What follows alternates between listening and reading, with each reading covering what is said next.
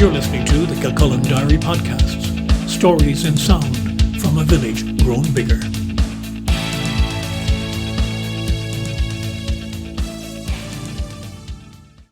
Hello, I'm Brian Byrne and this is Kilcullen Diary. In this episode, I'm telling the story of Charity Muthani and making a difference. I came from abject poverty. The young Kenyan woman speaking to me is poised, articulate, and committed to helping children like she once was to have the chance to become like she is today. Charity Muthani is currently studying for a Master's in Social Work at Salford University in the UK.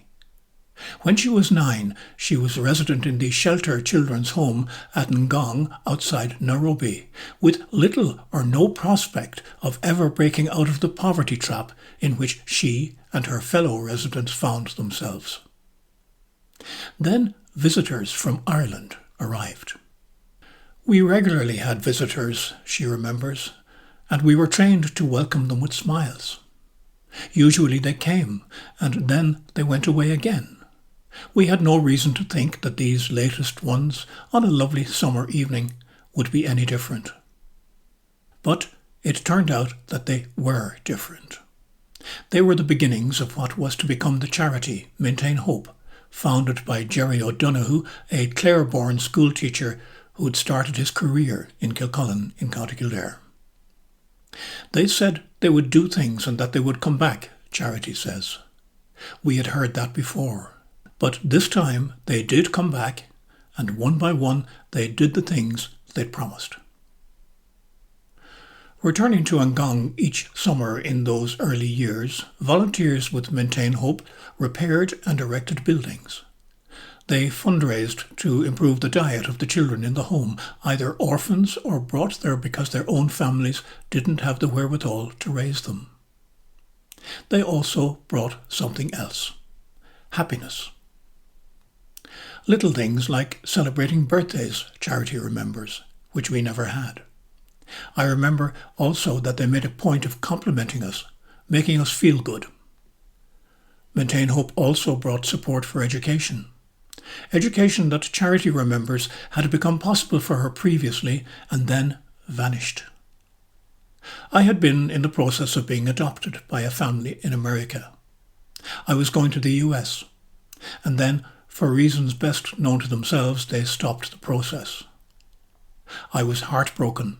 It was like telling a child they were going to Disney World and then nothing happens. With the ending of the adoption, funding which would have been available for Charity's education also disappeared. I became withdrawn, she says. I kept myself in a corner, wouldn't talk to anyone. When Maintain Hope learned of my situation, they arranged for me to go to a private boarding school. As had become the key part of the Maintain Hope ethos, they also looked after the physical needs of the children in the Ngong home, getting them medical attention where required. I was an asthmatic, Charity says, and they made sure I'd access to an inhaler and to medicines. During the various building programs undertaken by the volunteers who were supporting Maintain Hope, Charity also recalls that they allowed the boys who were old enough to do so to work on small jobs during the construction work, paying them. So they learned building crafts and got pocket money. For us girls, they provided clothes and education. The children were also brought on short holidays. Charity's first holiday with some of her friends for 3 days in Mombasa also included her first airplane flight. They were the best days of our lives so far, she recalls. We were in school with other children from well-to-do families who could afford holidays, but we couldn't. After that holiday, we were able to talk about our holidays. It gave me a voice. Expanding that voice has become Charity's lifetime mission. She completed her primary education and then went for a second level to another boarding school, St. Elizabeth's Academy. Already she had her eyes on university, something only children of wealthier families in Kenya can aspire to. But I knew I had Maintain Hope, she says. I knew that if I completed my school and passed my exams, that they would support me to university. I had already seen how they supported other children, helping them to go for whatever their abilities suited. Charity did media studies at Kenyatta University, and after graduation she worked for a time with Maintain Hope, giving back as an adult something of what she had received as a child.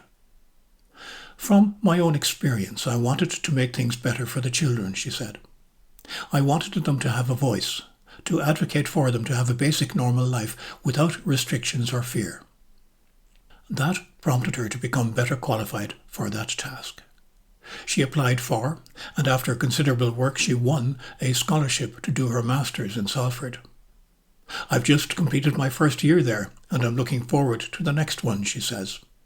Her plan is to complete her studies, then gain some experience in the UK before eventually going back to Kenya to put her new knowledge and skills to use in being that voice for children like she had been. Even though a long way from home, everything we do has positives and negatives, she says, she has a confidence that she's in a good place. I know that I have Maintain Hope, people who I can turn to if I'm in a crisis, and I've had those. And I have my family, the brothers and sisters of the shelter in Ngong, where I grew up.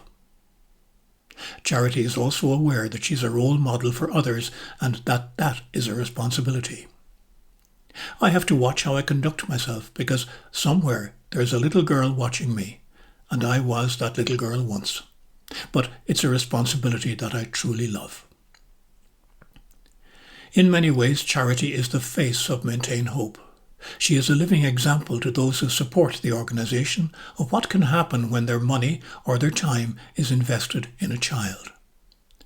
She has a short message for those people, mostly from the Kilcullen, Newbridge, Kildare area.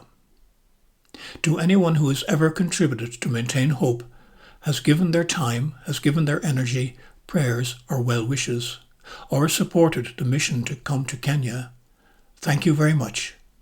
You made a difference. There is always hope. I'm Brian Byrne.